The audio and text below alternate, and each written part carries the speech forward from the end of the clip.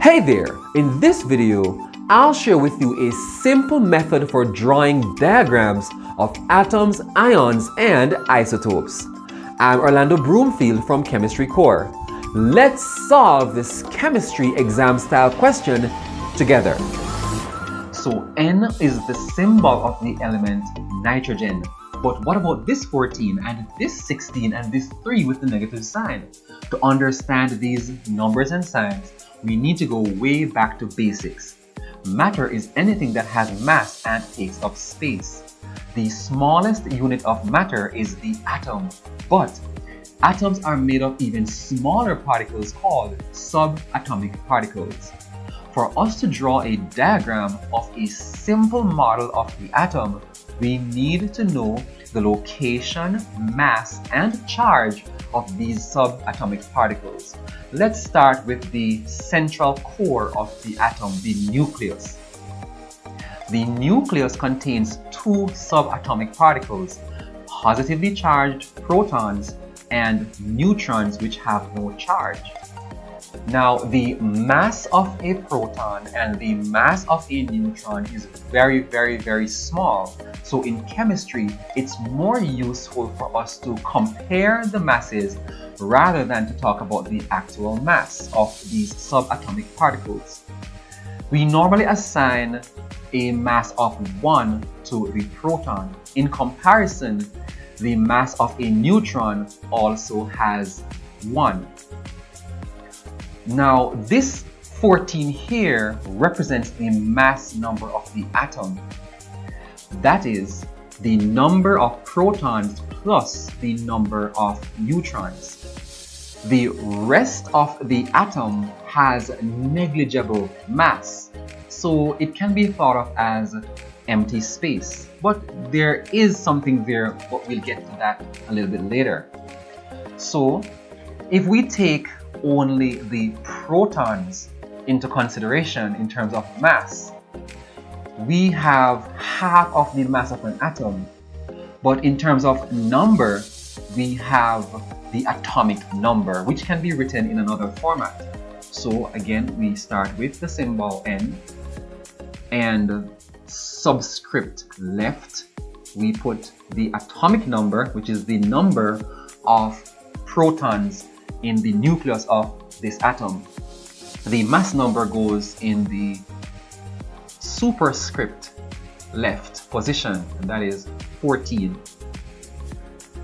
We can get the number of neutrons by subtracting the atomic number from the mass number. So we have the nucleus with protons, we have 7 protons, and neutrons also 7. And this first circle will be our nucleus. Now we're ready to discuss the other subatomic particle, the negatively charged electrons. Electrons orbit the nucleus, and the location where an electron may be found as it orbits the nucleus is referred to as an orbital or shell. And to understand how electrons are arranged on shells as they orbit the nucleus, we need a very simple rule which states that the first shell can hold a maximum of 2 electrons and the second shell can hold 8. Since there are 7 protons and protons are positively charged, and an atom has no overall charge, it therefore means that there are equal amounts of protons and electrons in an atom which is neutral. So if there are 7 protons, there are also 7 electrons. Putting the electrons on the shell, so the first shell, which is represented by my second circle here, has 2 electrons, and I will use X to draw those electrons. The second shell, third circle here,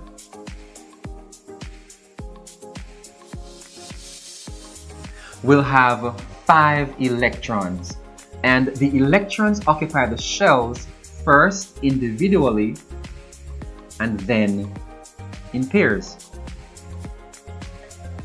So that takes care of our first element symbol here.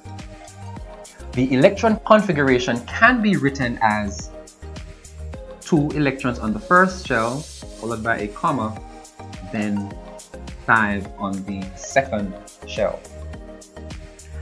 Now to this symbol here, written in our other format, the mass number is now 16. The atomic number remains the same, 7. The number of neutrons can be found by subtracting the atomic number from the mass number, and we'll see how that goes now. So starting with the nucleus, we have P and N. Number of protons is 7. If we double that, we would also get 7, but we have 60, which is 2 more than 7, 9. Okay, so 9 neutrons, and that will complete our nucleus. Now to put on the electrons. Now an atom has no overall charge, so it has the same number of protons and electrons, which is 7 in this case. Again, 2 on the first shell and 5 on the second shell. 1, 2, 3, 4, 5. And finally, our final chemical species. Let's start with the other way of writing the symbol for this substance. And we have 7 for the atomic number, and unless told otherwise, we have the standard 14 for the mass number. In this position, superscript right, this is where we put the charge on the substance, and subscript right is reserved for us to indicate the amount of an atom that is present in a compound that is formed when atoms chemically combine.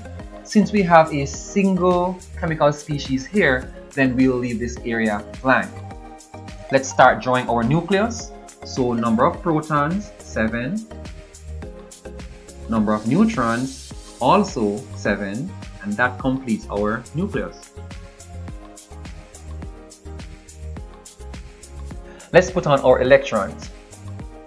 We have a charge here of -3, which tells us that there are 3 more electrons than there are protons. So we need a total of 10 electrons. 2 on the first shell, and the second shell will have 8.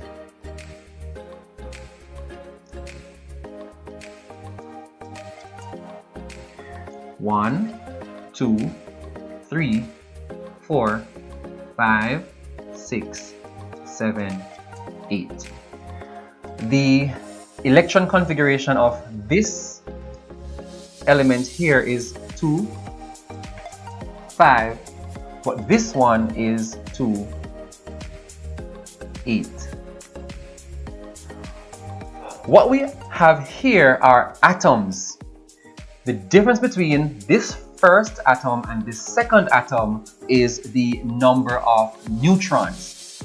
So they have the same number of protons, same number of electrons, but different number of neutrons. And we end up with isotopes. Isotopy occurs when we have atoms of the same element with the same atomic number of protons, but different mass numbers, so we end up with different numbers of neutrons. Over here, we have the formation of an ion. Now, this atom has a valence shell that is not complete. It does not have the full amount of electrons that can hold on the second shell. the last or outermost shell, the valence shell. Therefore, this atom is unstable. And the instability of these atoms will cause these atoms to want to gain stability, and in this case, nitrogen will gain 3 electrons to obtain a full valence shell and therefore have a stable electron configuration. This occurs over here, and since there are 7 protons and they are positively charged, and now 10 electrons which are negatively charged, the overall charge on this ion is -3, represented by this symbol here. So we have an ion, and these two are isotopes.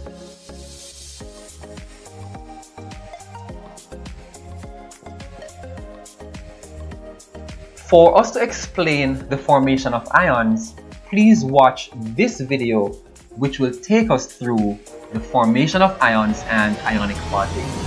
Thank you for watching another video on solving problems in chemistry with Chemistry Core.